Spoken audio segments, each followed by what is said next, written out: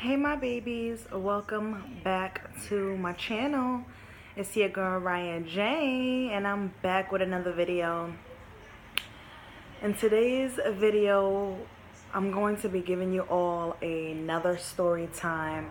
And this story time is going to actually be about someone who is so special to me. And unfortunately they are deceased. But yeah, so I'm just gonna begin the story time. And due to the fact that I know bits and pieces of the situation, and I'm not really talking to any of my family members, so I wasn't able to call anyone to get some more information on this. So I'm just gonna speak as far as what I know, and then basically inform you all, right? So my grandmother, she passed away in the 80s. And my grandmother on my mother's side, she passed away, I believe, in the 80s, in her 40s or 50s. And she died from AIDS. And, you know, that's so tragic to me, you know. And just to tell you all about my grandmother, because I never met her.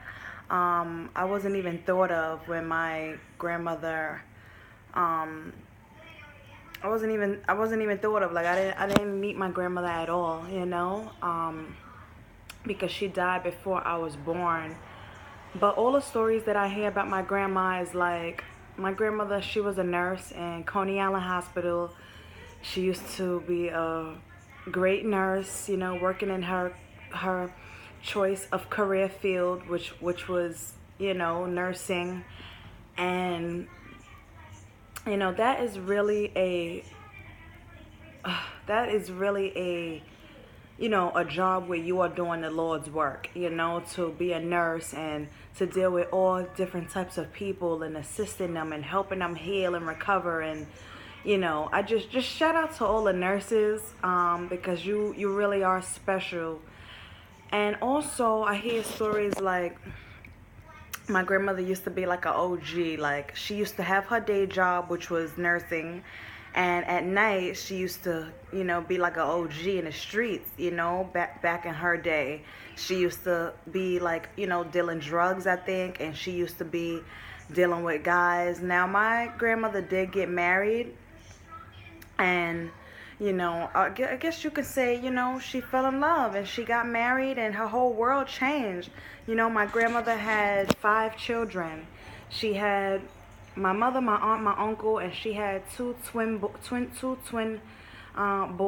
and they passed away, unfortunately, a long time ago, before I was even thought of, when her children were young.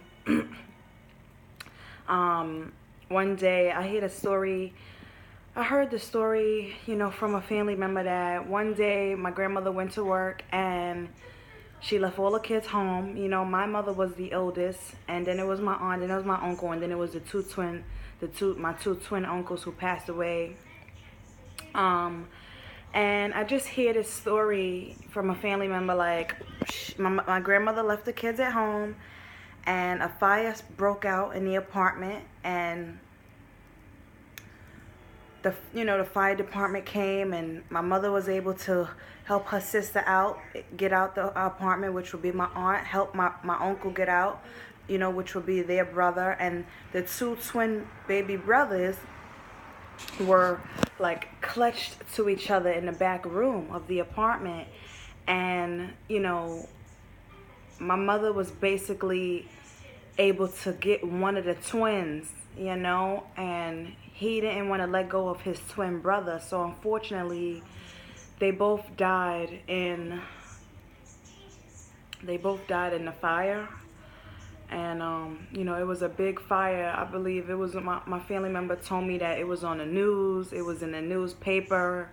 When my mother got home, the apartment was burned down, you know, and her 3 children were saved, but the 2 twin boys, you know, obviously didn't make it. So my grandmother, I only can imagine what my grandmother's life was like. But me growing up and hearing all the stories about my grandma, some family members tell me that, like, I'm just like her, like, you know, as far as, she don't take no bullshit. Like, you know, she's zero tolerance for any bullshit. Like, and she don't play with her kids or her grandkids, and you know, she's real raw and authentic, you know. And she would come across as mean and, you know, bitchy and you know, stuck up, but that's, to know her is to love her, you know, and to know that she is so sweet and kind. That's just the aura, you know, and that's just the vibes that she gives off when you first meet her, you know, like a badass, but she really was a sweet angel. And that's what people people actually say that and actually know that about me. Like, I look like a stuck-up bitch, you know, I look like a mean fucking asshole, but to know me is to know I'm so fucking sweet. Like, I would give the clothes off my back, like, I would feed you, like, I would listen to your cries, your joys, like, I'm really one of a kind. So, oh, continue to rest lovely, Grandma. I love you. I know I never met you, Grandma, but I'm here on this life because you had your children, and, you know, because, you know, your children had children. And I'm just here to live my best life, right? And I'm just here to make my mark and do what you all couldn't do, you know? So basically, this story is about my grandma, and I don't know if it's raining or snowing, but it's doing something out there. Yeah, so my grandma actually died from AIDS. I think I said that already, but, and, you know, she was married, but, you know, they was in a marriage. Her and her husband was in a marriage, and I was told that she was sleeping around on him and he was sleeping around on her, you know, so they was both basically sleeping around on each other. And my grandmother actually got AIDS, and her husband, she told her husband, and her husband decided not to leave her. And, you know, if you decide not to leave somebody with AIDS, I will believe back in the 80s where there's not a lot of healthcare and medicine and, you know, pills and, you know, just antibiotics and things, treatments that you can take for HIV and AIDS, you know. Basically, they would say back in the day, like, you know, you get burnt with AIDS, like, you know, your life is over, because they, you know, just the whole medicine and healthcare back in the days, you know, they weren't available to all the things that we are available, you know, that's available to us these days, you know. So, you know, she got sick and he didn't leave her, and then he got sick, and I don't know which one of them passed away first, but, you know, one of them passed away, and then the other one passed away right behind the other one. And yeah, my grandmother, she lives a beautiful life, you know, a beautiful hard life. And but unfortunately, you know, she lost her battle to AIDS and her husband, and Allah called her home. So this video is basically to tell you all that not only that my grandmother died from AIDS, but the reason why I shared my story of how I got contracted with genital herpes at the age of 14, and how I got contracted with HPV at the age of 18, is not to just expose my business out to the world, but I really want to help someone else, you know. Thank God that I don't have AIDS, because, you know, although we have the medicine and the treatments and the antibiotic, we just have everything these days. You never know, you know, what would be, you know, like too much for your body, and, you know, if something can just overcome your body, you know, because everybody's bodies and health is different. So most and foremost, I thank Allah for that, you know, because my situation could always be worse than what it is. But just to let y'all know, like,